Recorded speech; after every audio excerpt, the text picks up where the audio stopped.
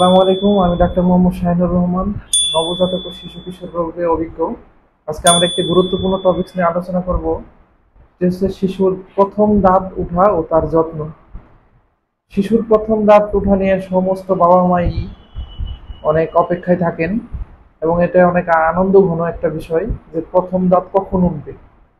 তো সেই প্রথম দাঁতটা শিশু সাধারণত 6 থেকে 8 মাস বয়সে উঠে থাকে, কারো কারো ক্ষেত্রে 10 মাসও লাগতে পারে। তো এই দাঁতের যত্ন আমরা কিভাবে নিব? হচ্ছে প্রতিবার খাবারের পরে দাঁত নরম ভেজা কাপড় দিয়ে পরিষ্কার করে দিতে হবে। তাহলে 1 নাম্বার হচ্ছে প্রতিবার খাবারের পরে নরম ভেজা কাপড় দিয়ে শিশুর দাঁত পরিষ্কার করে দিতে হবে। 2 number, hand finger tooth brush নামে একটা ব্রাশ পাওয়া যায়, ফিঙ্গার টুথ ব্রাশ। এটা দিয়ে প্রতিবার খাবারের পরে শিশুর দাঁতকে পরিষ্কার করে দিতে হবে। 1 বছর বয়স পর্যন্ত কোনো ধরনের টুথপেস্ট ব্যবহার করার প্রয়োজন নেই।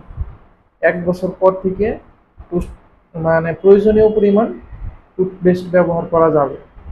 আর এর মধ্যে যদি শিশুর দাঁতে কোনো ধরনের দাগ বা পোকা লেগে থাকে, অবশ্যই নিকটস্থ ডাক্তারের সাথে যোগাযোগ করতে হবে।